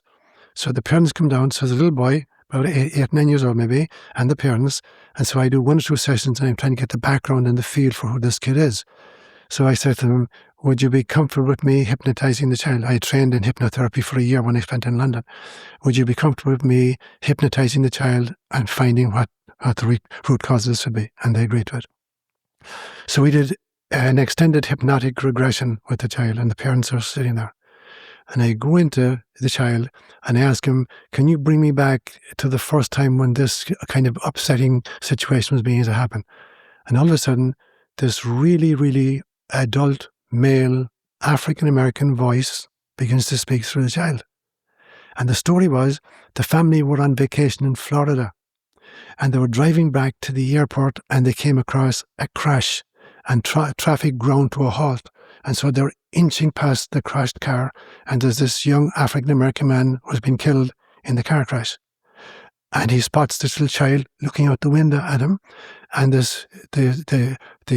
soul of this man is totally discombobulated, totally freaking out, and it takes occupancy of the child's psyche. Just literally jumps aboard and takes occupancy. And also the child is carrying his own soul self and kind of the discombobulated soul self of this young man. And he carried it home with him. And this is what's creating the stuff. So I spent the next, I want to speak directly now to this soul, this kind of soul that has come in, to find out the circumstances and the fears, and realize that, he's stuck in this in-between place where he's afraid to move on because he's been indoctrinated in the notion of hell and judgment, and is he going to get a thumbs up or a thumbs down? And so it's safer for him not to leave planet Earth. But he doesn't have a physical body anymore to kind of inhabit it, so he's going to use this as a kind of a walk-in. And so I talked to him about, his notion of his theology and why he would be afraid of God. And I asked him, can you look around and see if there's any light in the environment? And he's looking around, and he said, I can see a light way, way, way in the distance. I say, okay, I want you to focus on that light, and welcome that light and see what happens. And he's beginning to describe that the light is coming nearer and getting brighter and brighter. And it's not just a light of a luminescent being, it's pure love. And he's beginning to feel the love emanating from this. And I said, are you feeling any judgment coming from that light? Absolutely not. Unconditional acceptance, total serenity. So he said, sir, go to the light. Let go. And he let go. And the child comes back, and it never occurred again. Stopped. All the nightmares stopped, all the kind of pictures going backwards, fires, whatever. And the child continued to live perfectly normal life afterwards. Yeah. this idea of go to the light is something that is so commonly used in this kind of in the discussion and in the stories of what you do with these, discarnate entities, which is, it's interesting because it's never like, well, don't go to the dark place, just go to the light, and I think a lot of this fear is that there is some hell, but the hell is actually what they're choosing, and the light is always available. Like God's love, shines infinitely, and there's always that availability for God's love. But if you try to create a certain set of criteria, this is the only way that you can get God's love, well, you're going to create a massive disturbance in the psyche of an individual. Absolutely. So that makes a lot of sense. And I think I heard you mention briefly the distinction between a soul and a spirit. Yeah. And to me, this is something that I've always believed too, because I've seen the psychedelic medicine, indigenous shaman version of these exorcisms. I've seen them literally pull energies out and seen beings scurry around, and there's crazy things that happen in medicine journeys, and they have their own practices. Sometimes they suck it out and purge it into a bucket, and sometimes you do it yourself, and it's crazy things that happen. But it's always occurred to me that there's kind of a tulpa or an egregore of your own personality self. So your own individual life. So there's a spirit of Aubrey or a spirit of Seán, and then there's the soul, which is like a jellyfish with many different tentacles, and each one is each different life. But actually, the jellyfish is the whole soul that includes all of the reincarnated, lives that you've lived. And I think sometimes one of the tentacles refuses to go back into the oversoul, and then. I've also had the experience that there's a choice for the oversoul to make to go into the second dissolution back to the source, absolutely, self itself. And it's just a choice as to when, when you want to make that and start back over, maybe as a flower or an ant or, moving on up the evolution of life itself. Yeah, beautiful. And it's been, in my experience, as a priest, I get to kind of accompany a lot of people in the dying process. And I've had 3 almost death experiences myself, not NDEs, not in the sense that I was clinically dead, but that I was kind of hovering at death's door. And the first time it happened to me, I was still living in Kenya. I was living in very remote areas. I'd maybe see another missionary every 3 months or whatever. And as I say, I got malaria on a regular basis. So I had malaria again, and I was treating myself for malaria, a drug called Daraprim we were using at the time, but I wasn't getting better. And it transpired I actually had typhoid. I didn't realize it. And so I'm lying on my own in a very remote area, and I think I'm dying, and my entire body is shaking, shivering, and sweating profusely. And I think this is it. I'm on my way out. And as clear as a bell, I hear a voice inside me say, your body is doing what bodies are built to do, but you're not your body. Your emotions are doing what emotions are built to do, but you're not your emotions. And your mind is doing what minds are built to do, but you're not your mind. And all of a sudden, this extraordinary calm came over. Now I'm still shivering, and I'm, sweating profusely, whatever, but deeper than the psyche, deeper than the kind of the emotions, deeper than the physiology of me, there's a knowing that I'm an eternal being, and that there's no way I can lose at this stage. Now, as luck would have it, another missionary came by 2 or 3 days later. I got yanked out, brought back into the hospital, and taken back to Ireland. And so I made that a practice whenever I'm working with the dying. And I had the privilege of spending the last 55 hours with my mother in Ireland when she died in 2010. And I would literally watch her, and I kept repeating to her, I used to call her Peg. And I said, Peg, your body is doing what bodies are built to do, but you're not your body. Your emotions are doing what emotions are built to do. You're not your emotions. Your mind is doing what minds are built to do, but you're not your mind. I want you to look for the light. Just look for the light and say yes to the light. And I kept for, 48 hours just again and again and again repeating that mantra there. And I've done that every time I've had the privilege of accompanying somebody in the dying process. That's kind of the mantra that I want them to kind of focus on. Mm. Yeah. Mm-hmm. It's commonly reported in near-death experiences that there is the light Absolutely. that's available there. Yeah. And that is that source love, that source light. And, white light, it contains all of the different colors of light as well. And that's shown in a rainbow. Yeah. And that's I think, to me, what's always been a sign, whenever I've been in a difficult place or a difficult journey or difficult space, to see the light refracted into the rainbow, to know that God and all the angels and the archangels are there, and God's love is still shining. And it's a clear sign to me that this is okay. We're home, and these colors, correspond with the colors of the chakras that seers have seen, in indigenous cultures for thousands of years, probably, tens of thousands of years. Absolutely. So I had this great a dream image many, many years ago as well, where I'm looking at this kind of a huge big box, completely sealed, like a kind of you see like these 18-wheeler trucks on the back of an 18-wheeler truck, a huge big box. And the sun is shining, and all these rays are emanating from the sun. And there's a pinhole on the end wall of this building, and there's one ray of light which is going through it. And then this ray of light there's a prism inside there, and it meets the prism, and it's refracted into the 7 different colors. And the explanation that came to me in the dream was that the sun represents source, and the rays of light represent the individual souls, and the little hole represents a kind of an interdimensional portal. And when a ray of light finds a portal, it comes through, and then it meets the prism, which allows it to experience itself at some level of body. So red, orange, yellow, green, blue, indigo, and violet, is now projected onto the end wall.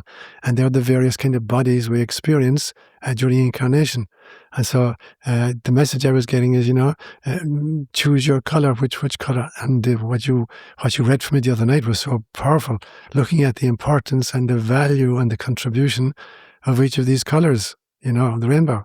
But that in some senses, that spirit then in some senses represented the little hole, the portal through which God's love comes through into various forms of incarnation. Mm-hmm. But then every color has its own. Can you say something about that? This beautiful piece that you wrote and you read for me a few nights ago about. Can you synopsize that? Yeah, I've through my own journeys and explorations of different traditions and my own gnosis of experiences that I've had, I've tried to come up with a story that pointed towards the truth for me.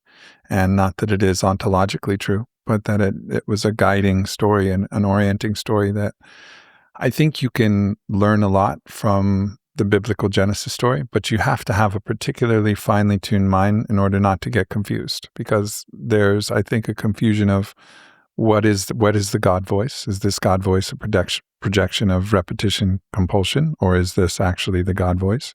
Or is this, what is going on here? And I think with that right mindset, you can actually glean an immense amount of wisdom from the original Old Torah.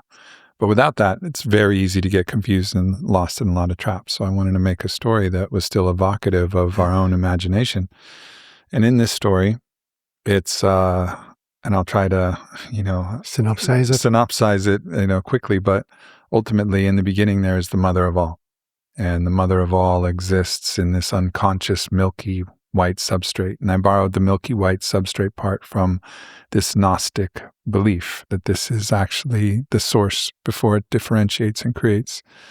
And then the mother dreams of a companion, Father Time. And Father Time is also a representation of her own self-awareness, because we're able, of course, right now to talk to ourselves. We do it all the time. There's the one that's observing Aubrey, and then there's the Aubrey. So there's this kind of bifurcation of the one into two perspectives so that we can have a conversation with ourselves. But of course, the more you externalize it, the more delight comes in that conversation. So the mother, from her desire, dreams of the father, and then they have their experience, and then the father brings a variety of different gifts, and one of the final gifts is the invitation for creation.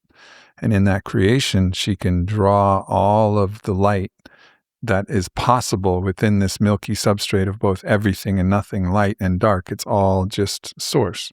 she can draw all of that in and then breathe it out, big bang, and 7 aeons of light and sound can be created, the 7 different colors, the 7 different sacred tones, and those tones would work through creation. But in that process, in condensing and then exploding all of the light, there's the opposite side, the opposite of light, which is what I call the void. That's the emptiness. And so that's the balance of the yin and the yang on the cosmic plane. And so there's all the light, and then there's not just the absence of light. That's neutral. It's actually the antithesis of light. Yes. And so this is kind of a cosmic structure that's one level down. So there's the source, which is all the light and all the antithesis of light. It's everything and nothing. And then there's the differentiation into creation. Well, first into self-awareness, and then from self-awareness into creation that has light, and then the antithesis of light. And it's a story of the 7 aeons, which are represented by the 7 colors, and their journey to waking up the sleeping sister, which is Sister Void, and their own path, their own hero's journeys that they take, and then how that ultimately impacts Gaia Sophia, which is how the story begins. Gaia Sophia asking, Abba, why is this stone coming that's going to wipe out, 3/4 of life on Earth when that big asteroid came and killed the dinosaurs?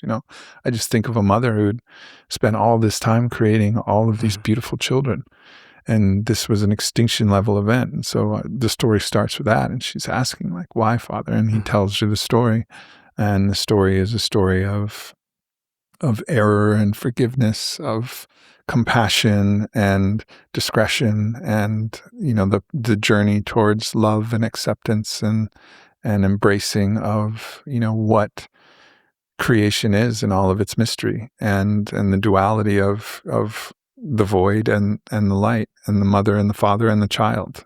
So it contains a lot of different elements that draw on a lot of different traditions. Beautiful. And yeah, so it's still very much a work in progress, but it's been something that's been it's kind of I don't know, my love letter to. It was really beautiful, Aubrey. Thank you. Really beautiful. Thank you. Yeah, I think we need new stories for the new time that we're entering. And these old stories, these old scripts, they're not working.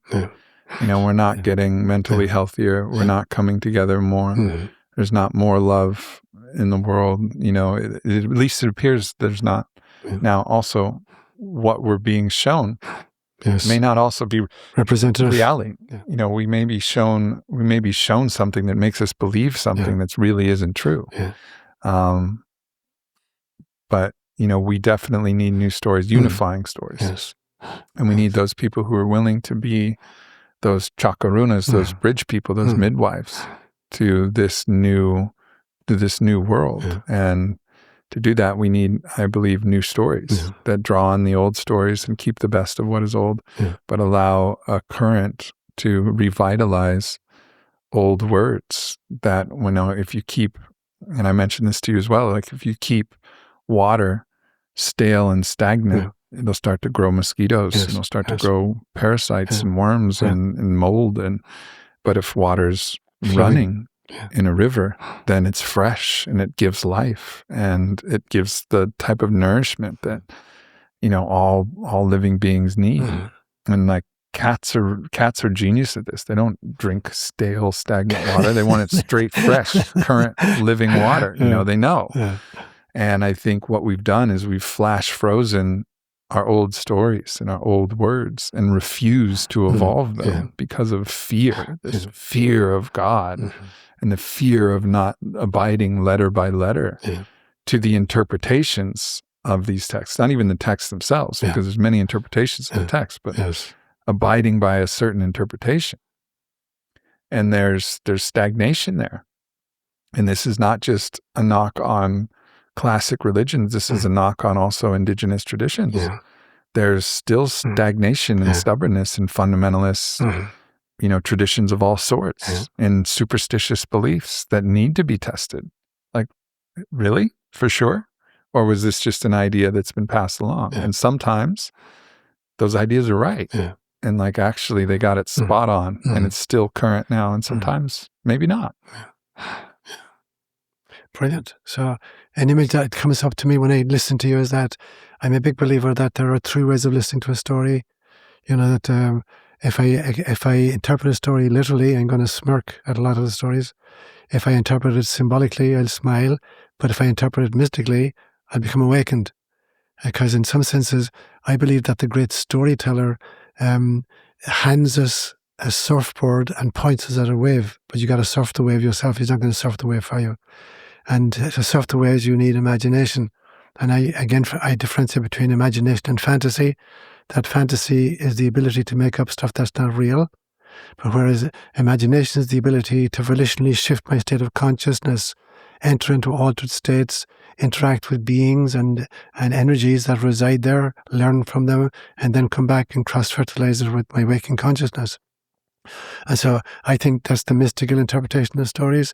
And little kids have this in spades, and you're going to be given that opportunity really, really quickly. That kids, who've just come through the veil from the numinous to the kind of the physical, they're still in contact with it on a very regular basis. And so I really advocate to people around little children, particularly age 2 to 5, to join in their games. Not kind of paternalistically tap on the head and say, oh, yeah, that's a lovely thing. You go back to your imaginary friend. But to join their games. Where are they going? They're going through the veil. And what are they experiencing? And no matter how inadequately they articulate what they're experiencing a real thing, a real spiritual reality. And if I can join them in that, I can pierce the veil myself. So in Irish, we have a special term for, we call it a choiloid, a thin place where the veil between the mystical and the mundane is diaphanous, and you can learn to move through it, And I think great prayer, great meditation, great mantras, spending time with little children, being out in nature on your own, silence, these are the ways in which it's easier for us to identify these thin places and pass through effortlessly. Yeah. I mean, isn't there a saying about having the nature of a child Absolutely. to enter the kingdom of heaven? Absolutely. Yeah. What is that? Christ, at one stage, there's a story. He's walking along the road with his disciples, 12 guys, and they're all arguing. He's going to become the king of Israel. And I wanted the education portfolio. I want the defense portfolio. I want to be in charge of finances. And they're arguing who's going to get what job in the kingdom when he becomes the Messiah. Because the Messiah is both a political figure and a religious figure within Judaism. And Christ hears them all arguing with him, and he stops and he has them catch up, and he says, what are you guys arguing about on the road? And they're really embarrassed because they want to tell him what they were arguing about. And there's a group of little children on the road, and Christ calls them up and he says, unless you become like this little child, you won't even enter the kingdom, let alone get a portfolio. So what did he see about kids? And I think he saw 4 great qualities in kids. The first quality is that little children instinctively ask the really important questions, and we kind of laugh at them. And I have a personal example of that I was raised by my grandparents for the first 6 years of my life. I was born in 1946, so the war had just ended. And so we'd sit around the table. I had 8 aunts and uncles, and my grandparents and my great-grandmother present there. It's a big gang of us. And I'd hear them talking about the war. It was always called the war, not the Second World War, but the war. And I'm listening to this conversation, and I said to my grandmother, how long did the war last? And I'm thinking she's going to say, well, it started at 9:30 in the morning, and went on until 4:15 in the afternoon. And she says, it went on for six years. I said, what? How could it go on for 6 years? What happened when it got dark? How could you be at war when it was dark? And what happened when you had to go to the toilet? How could you be at war when you need to go pee? And then the cracker was, what happened on Sundays when they had to go to Mass? And everybody's cracking up around the table. And the truth is, I was asking really important questions as a little child. Yeah. So Christ could see that. Little children really ask important questions. And we laugh at their naivete or whatever. The second thing he saw was that, kids are born prejudice-free. They have to be taught to be prejudiced. And the example of this for me was the last mission I was in Kenya, a place called Kipsaraman, very remote area. And but we had a little hospital there. We had a high school there, a grade school, and a family resource center. And this day, I come out of the mission, and there's this woman sitting right outside, a huge obese woman, completely naked, and she's breastfeeding like a 4-month-old little baby boy. And she's totally about it. And I inquired, nobody knew where she was from, where she had come from, what she was doing. So we fed her for 3 or 4 days. And I'd watch her breastfeeding her child. And there's something about a little child when it's breastfeeding, it's, figuring, looking at the contours of the mother's face, is constantly fearing the nose and the ears and whatever, like playing with the mother's face. And this little kid is totally enamored of this woman. And as far as this child is concerned, this is God. And for him, she was. For everybody else, this was a crazy, naked, obese woman. Now, at some stage, this kid's going to be told, your mother is crazy. But right now, she's God. So we have to be trained to be prejudiced against any kind of life form. So that's the second thing you saw, the prejudice rate. The second thing is that, third thing, they're infinitely forgiving. I came to the States in 1987, and I went down to San Diego. I had a friend of mine, a priest friend of mine, who was ordained the same day. We spent many years in Africa, and now he was part of the Diocese of San Jose, of San Diego at least. And I went down to San Diego, and the morning newspaper came in, and there's this photograph of a police officer, a woman police officer, with a little baby boy over her shoulder, and he's trying desperately to get back to his mother. He's been taken away from his mother. And the mother has been taken up for child abuse. And she had stubbed cigarette butts all over the child's body. There's literally marks all over his body. So he'd been really tortured by this woman. But now he's been taken away, and he's freaking out. This is the only woman he knows, the only person. And he's desperately trying to get back to his mother. So he can forgive all the tortures he experienced, because this is Mama, and he wants to go back to Mama. And so, they're totally forgiving creatures. And so he sees that piece as well. And then the fourth piece, I think, is, as I said, their imagination, their ability to surf the states of consciousness. So when Christ says, unless you become as little children, you won't even enter the kingdom. And he's pointing out those 4 qualities. You guys who are arguing about portfolios, when was the last time you asked a really important question? When was the last time you let go of prejudice? When was the last time that you were able to forgive somebody? When's the last experience you had of an altered state of consciousness? When you tick those 4 boxes, come back to me. Right. Yeah, that's absolutely right. And I've always said you can tell a spiritual master by the sound of their laughter. Right, totally. Totally. Because that's somebody who really gets it. Yeah. Because it's a trap to become overly serious. And this is the only way to hold the horror and the beauty of this existence is to laugh. And if you can't laugh, you've missed the point. And children, they laugh, they dance, they sing. It's a place where they don't have that, unless they're taught. They don't have that internal critic. And there's so many sad stories of the moment where a child's singing and the mother says one careless word like, stop singing, your voice is terrible.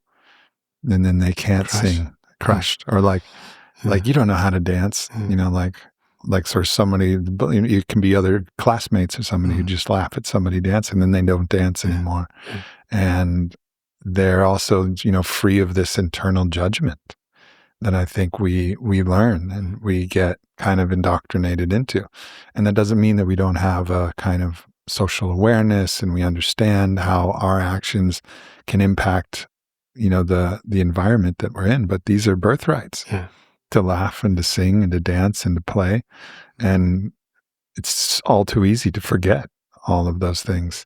And I think that's another one of the gifts of fatherhood I'm looking forward to is I've managed to hold on to that pretty well. I'm a rascal by nature, and I like to play and laugh, and that's actually when I feel like I'm in my own, Buddha nature of the highest level. Like that's me at my best. Like if you're going to ask, like when's Aubrey at his best, it's when I'm laughing and it's when I'm joking and when the laughter just peels out of me and it becomes, this infectious thing for those around, and then I feel like I'm really at home in who I am and at home in the cosmos.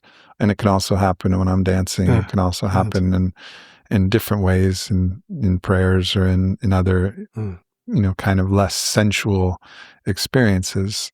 And also, of course, medicine journeys have been a part of it. But finding all of these ways to actualize who we are, because I believe that we all have a potential that's like what we could possibly be, and we're always evolving that. And it's always like the greyhounds rabbit that's just a little bit ahead of the greyhound, and that's what causes the greyhound to run. And I think the potential for me is the antithesis of anti-you, which is the thing that's trying to pull you down. This potential, this high holy guardian angel. It's talked about in this Kabbalist grimoire, by Bremelin the Mage and Abraham of Worms. They talk about this guardian angel, and it's kind of similarly related to the Greek idea of the daemon, but it's this thing that leads us. And just in brief moments, we can touch it, and I think someone like Yeshua, in reaching Christ consciousness, or Buddha in reaching the Buddha nature, they just stuck the landing. They didn't just touch it. They went straight up, double flip off the back beam and just stuck it. And it's just tens from all the judges, and they're just like, all right, here we are. And that's one thing that I miss about the way the Torah is written, is I miss the moments where we get to hear Christ's laughter. I think it's referred to elliptically. You told me the story that after his baptism, he came out and this big belly laugh. And that, I think, you don't see that in any of the depictions. You see, it's so strange to me that we see all the images of his moment of ultimate torture. Like, why not look at his moment of ultimate laughter? I think it's pointing to not what the message of the messenger was. Yes, that was a very powerful moment for him, and it should be honored. But the one that we should be honoring is the one who is laughing. Totally. Absolutely. There's a great story they tell about the Dalai Lama and Thomas Merton. They met accidentally at an airport at some stage, and neither of them spoke the other guy's language, so they couldn't communicate. So they hugged each other and started laughing. That was it, with the interaction. Yeah, for sure. Well, you have, you're in the twilight years. I think you're going to make 100, so you got like a fifth of your life left. But, what do you see as, your final, this final chapter that, again, I think will be a long and rich chapter, but like from all of your experiences, everything, what are you trying to midwife into the world? So I got an insight a few years ago, that the reason I'm in America, as distinct from being in Ireland or being in Africa, is that I was meant to smuggle Celtic spirituality into Silicon Valley, literally, because I'm really good. I'm a good storyteller. Coming from an Irish background, my grandfather was what we call a shanachri, a storyteller, and he had hundreds of great tales. And that I really believe that I'm not trying to be a priest advocating Roman Catholicism or even kind of rigid Christianity, but that I have a kind of a pre-Christian Celtic spirituality, and that it's held in the stories, and that my function has been to be a smuggler, to try to smuggle Celtic spirituality into Silicon Valley. And I've tried to do that for 28 years with companions. I did it for 8 years with the Diocese of San Jose, and then that threw me out because I was advocating for women priests and for talking about reincarnation, and then I got thrown out by the Vatican 2010. And so what I've been trying to do is kind of mine the great wisdom traditions of the world, because there's so much in common. The wisdom traditions, the mystical core of all of them are the same. Meister Eckhart said it famously one time. He said, when theologians meet, they argue. When mystics meet, they laugh. So I'm trying to introduce the laughter. I said at one stage that any God we can't laugh at is far too small a God for us. If we can't laugh at God, he's not God. And so it becomes really important for me to, through story form, to introduce levity into kind of any discussion of a spiritual phenomena. And in some senses, to kind of cross-fertilize all the great wisdom traditions that I've personally studied, and realize that at the core of all of them are the same basic kinds of truths. They articulate them differently, and the temptation is to reduce them to fundamentalist kind of moralistic kind of thinking, and to avoid that. And Celtic spirituality is totally different from that. As I say, I believe that for the Celts, the goddesses were the kind of the archetypes of nature, and the gods were the archetypes of culture, and that there was a marriage that happens between nature and culture, and that there was actually a wedding ceremony when the High King of Ireland was being chosen. There was a formal marriage ceremony between him and the land, And so this this wedding of, we would call it the male and the female. I would call it the Celtic gods and the Celtic goddesses. This partnership again between nature and culture, that's what we need to strive for. And I think I do that a lot through kind of metaphor and story and kind of fable. That's kind of my forte. I think that, when we see the places that seem to be the most confused and lost, and we had this conversation that they're cultures that have been disconnected from their actual roots. And the first big crusade against, indigenous spirituality was waged against the Germanic people. It was waged against the Celtic people, the Druidic people, all of these different roots that people had, and in many cases those roots were eradicated and lost. I mean, and so the people who've lost their sense of indigenousness, and then there's really now this so much pressure to, if you're not of a certain particular type of indigenous, that's has some record that's recent, you can't claim your indigenous. Membership. And I think there's a big reclamation of a universal indigenousness. And I think there's an invitation that the records are there, actually. There's a recovery of a lot of this. And the great tragedy is that so much indeed has been lost, but it can be remembered because that was all intuited from the same source. It developed naturally out of people listening. My spiritual grandfather, Don Howard, he went back into the Chavin culture, not through actually records of what they did and how they conducted their Wachuma ceremonies, but by looking at the art and the artifacts and then listening to the cactuses, and recreated his own Chavin lineage based on what he intuited himself, and then brought that back forth into the world. And I think we all have that chance. And we can also choose to, walk the beauty way, the red road, if we want to choose that path, if that suits us better than going back to our own traditional roots. But I think reconnecting ourselves with this indigenous sense that we're a child of the earth, and that our actual ancestors were children of a particular part of earth and a particular tradition. I think that's so important in this new story, so that all of these old songs can be sung. That the Celtic and the Gaelic and the Aboriginal and all the songs and the Lakota songs and all of these songs are part of this universal song that is part of the new story. It's not about everybody singing one song.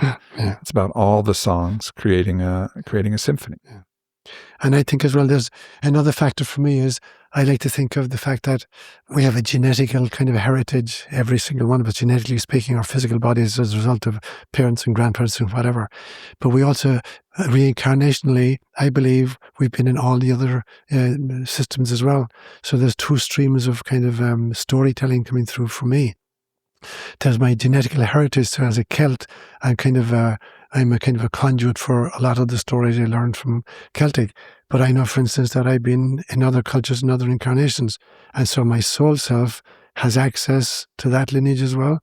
And so the idea that, only a true-born Celt can hold a Celtic story, I don't believe that's true. Anybody who's had a previous incarnation in a Celtic country has access to that as well. And so this idea of kind of cultural appropriation, I don't like it, that you can only represent a particular culture if you happen to have the genetic lineage, in the last 2 or 3 generations. You may have more access to it more easily, but if you can access your soul self, I think that most of us have experienced most of the cultures of the world right now, and therefore we have that lineage at the soul. And therefore when we learn to listen to the soul, we can bring those stories out again in a modern form for modern contexts, which are no less kind of genuine than somebody who was born as a Celt in this incarnation that I was, and I had a grandfather who was a great storyteller. I have some kind of an access to the Celtic lore, but somebody, who've never spoken Gaelic or never been to Ireland, their soul self may have been there 500-600 years ago, and their soul has information. And so when they now listen, like you're talking about your spiritual godfather or grandfather, you call him grandfather, spiritual grandfather, in some senses he's recreating something where he may not have had, genetic contact with that, but he has a soul contact with that. And his articulation of it can be no less true than a genuine, thoroughbred member of that group. Yeah. Yeah. Yeah, totally. Yeah. It just opens us up to so much more possibility. Yeah. And that remembering, I mean, this is a great time of amnesia. Yes. Of like remembering who we are, what we are, and what ought we do. Yeah. And that's, I think, again, the role of the father is also to tell the stories. It doesn't mean that women or mothers can't tell great stories, but this is an element. The story has a storyline, and a line is a representation of the masculine principle. It's moving forward, and it's also remembering moving backwards and moving and telling the storyline. The mother's, it's represented by a circle. The feminine, it's about the feeling. What are you feeling? What's going on in this? And together they form the spiral. And both principles need to work together and weave this new story so we can listen to whatever everybody's feeling and allow the feminine principles within us and the women around us to feel what is going on and feel in ourselves and feel together. Like, all right, what is the feeling tone of what's happening? And then what is the line? What is the timeline? What is the storyline? We talked about a prophet preventing possible, darker futures and helping to actually keep us on the line. I think that is a fatherly act to do. And I think that's a role that, needs to be celebrated. And both roles is not one role better than the other or more important than the other. We have to feel everything that's in this moment and feel everything that was and is and will be. And then also create a line, create the telos, create a direction towards where we're going. And it's not about whether or not we get there or not. There's so much mystery, but it's about, did we give everything we got to do it? And then if we do, I think we cross that threshold and, we cross it without any heaviness on our heart. When our hearts are measured against the weight of a feather, our hearts will be light. And, that's what I strive for. And I think the thing that, we've been in long conversations here. I've had the blessing to stay at your house, and you asked me what I wanted to be on the other side of this baptism, this immersion in the amniotic fluid of God, as you've described it so eloquently and beautifully. And it's someone who just listens to my potential, listens to my soul. Nobody else knows what those whispers are, and nobody else knows if I did or if I didn't. I mean, lots of people want to project and try to tell me whether I did or whether I didn't, and try to imagine that they know exactly who I am and what I'm doing, but they don't know shit.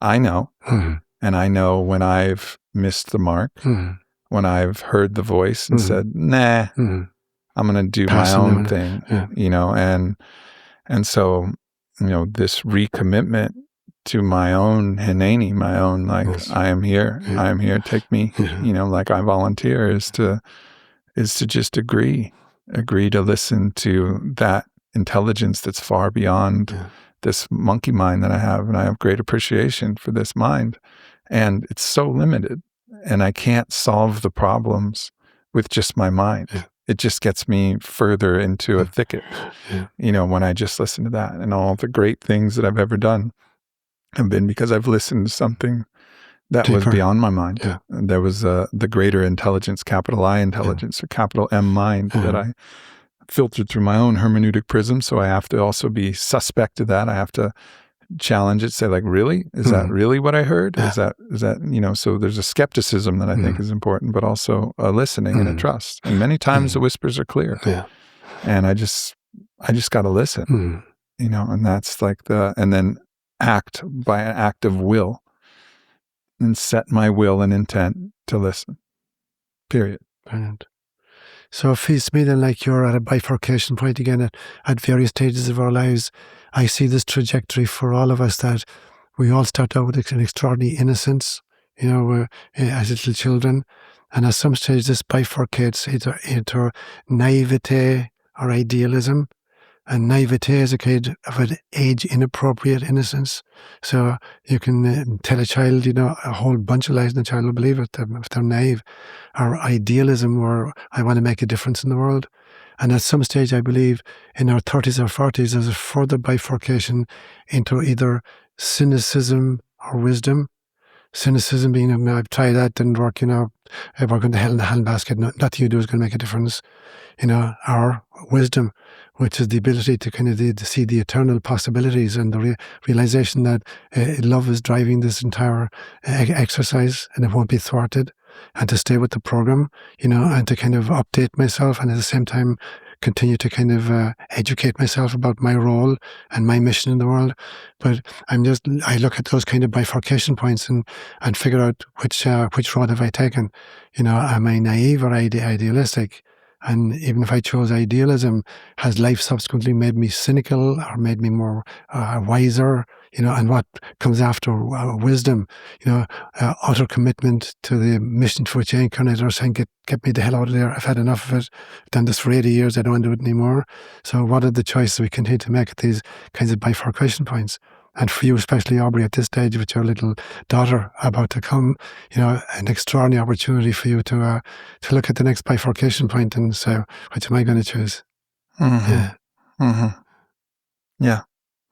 Well, thank you for being a shepherd, to guide me on this path, and I'm really grateful for all the teachers and all the shepherds who've offered their love and their wisdom, and I think that's one thing that people don't really understand, is they don't understand somebody who has like a perceived sense of power and autonomy. Like, I don't have to listen to anybody.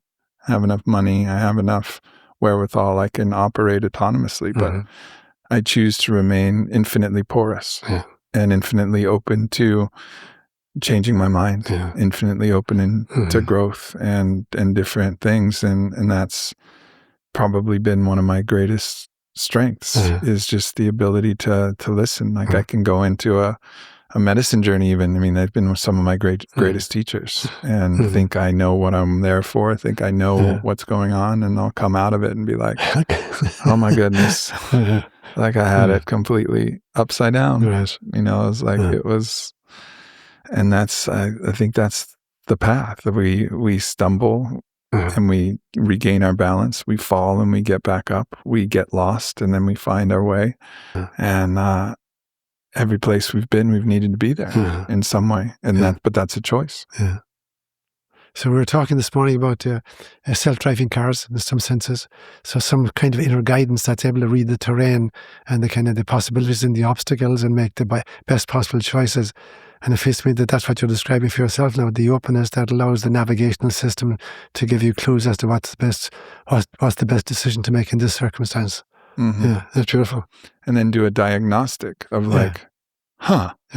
why did I make that choice? If it didn't work out well, was I actually, that was a good choice. It just didn't work out.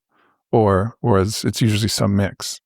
Usually there's some mix of either ignorance a piece of knowledge that I didn't have, or it was a bit of fear that was actually clouding and distorting my vision, or a bit of selfishness that was actually there. And so doing the diagnostic and retrospectively, but doing so without the judgment that keeps you stuck and locked in the past, but also just allows you to evolve and learn. And I think that's one of the key things, is to not identify with who you have been, and even like who you are. It's like who you will be. And really listen to that. Like, okay, I am the one who is evolving. And this evolution may take different, may go different directions. You look at the price of a stock or a metal or commodity. It doesn't just go straight up in an even, steady line. It's up and down and volatility and in and out, and 2 steps forward, 3 steps, 3 steps back, 4 steps forward, 5 steps forward. Oh my God. And then a big crash, 6 steps back. And this is just the way of it. These are the rhythms. We like things to be linear, but they're just not. It's going to move up and down and in and out.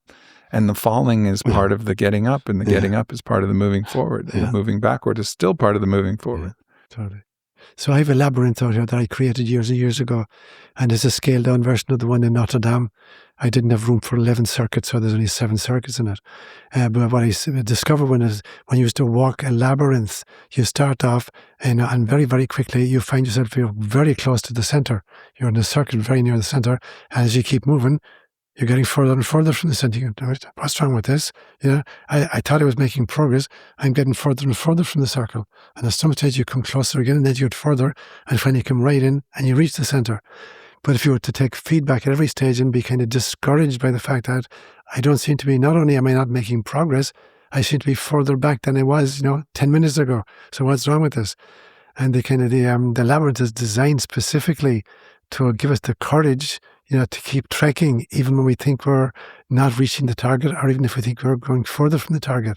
But if I remain faithful to the urge to walk the labyrinth of life, eventually I'm going to get to the center, no matter how many times I feel like I'm not making progress. In fact, I'm getting further and further away from my goal. Mm-hmm. Yeah. And if you don't get it in this life, you'll get it in the next. Amen. I think that's one of the big costs of removing reincarnation, which, the work done at University of Virginia and all the different great spiritual traditions, we've known this. Yeah.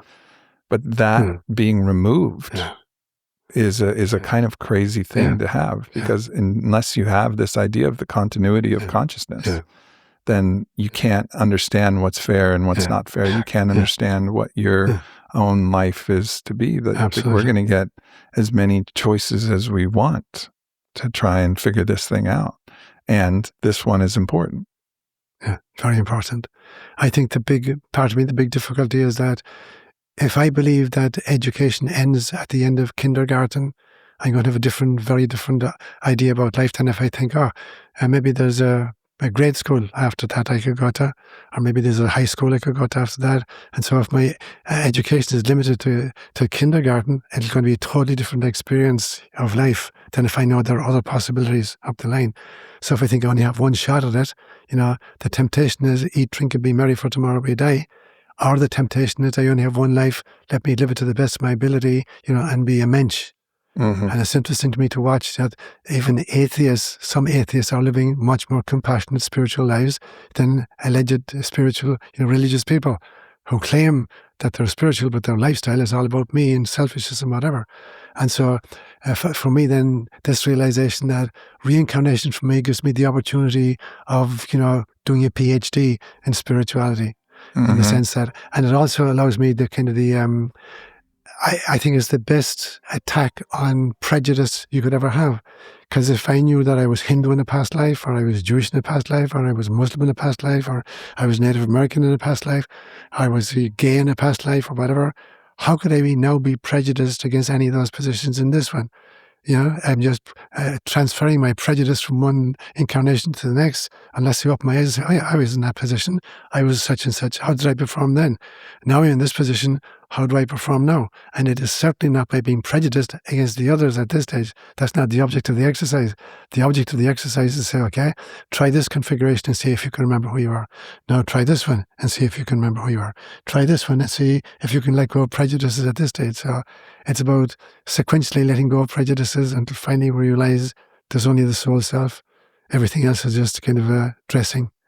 Mm-hmm. Yeah. Mm-hmm. And to honor that dressing, going back to the earlier conversation of finding the balance, of honoring the spiritual path of moving towards the light, and honoring like, oh my God, like look at my hands and look at my skin and look at my taste buds and look at how good it feels to be hugged or cuddled, and look at how amazing this is. How grateful am I that I'm not one of these alien beings with no genitals and no mouths to eat and no noses to smell and no emotions that rise like waves and tempests within me. I mean, there's a great appreciation for that, and there's the need to temper that with also these understandings, and that forms the balance. And in that balance, that's, like you said, the Vesica Pisces, that's the intersection, those overlapping circles, or the center of the Star of David, where it's like, this is the birth of humanity. And I really believe that, we're the envy of all the star nations and all of the angelic realms and all of the other realms. We have the widest breadth to make the widest variety of choices, to the absolutely most sensual experience you can imagine, to the absolutely most spiritual experience you can imagine, pure apotheosis that we can experience here. Merger with divinity, and also merger with radical carnality. And what a blessing. This is worth fighting for. And I think they're really enamored of our courage, the courage we display to accept the limitations as well of incarnation, the kind of the vicissitude of everyday living. So it's both an appreciation of the courage we demonstrate in saying, sign me up for 3D, and at the same time, the appreciation of the extraordinary spectrum of experiences we can have as 3D beings, which are denied to the ETs. Yep. Which they're worked out of their system. Yeah. Yeah. Indeed. What a joy it is to be alive. Hallelujah, brother. I wouldn't choose another time, and I wouldn't choose another place. This is, it's wrought with challenges, and the challenges will continue. And, this next chapter is about cleaning up the challenges within, so I can dedicate myself to being a salve and being a guide for the challenges that, my daughter will face, my family will face, my beloveds will face, and the world will face. But it's time for me to take this desert seriously and deal with all of everything that's in my own house, so that I can really stand strong and be like the bamboo that can, be blown almost till its tops are touching the ground, and then when the wind stops, snap back to upright. And that's my prayer. That's the type of dad I want to be. Bon voyage, my brother. Thank you, my brother. Thank you for everything. I love you, brother. I love you. Yeah. Namaste. Namaste. Thank you, everybody. Goodbye. Amen. And thank you, Ryan. Thanks for tuning into this video. Make sure you hit subscribe. Follow me at Aubrey Marcus. Check out the Aubrey Marcus podcast, available everywhere. And leave a comment. Let me know if this video resonated or what else you would like to hear from me in the future. Thank you so much.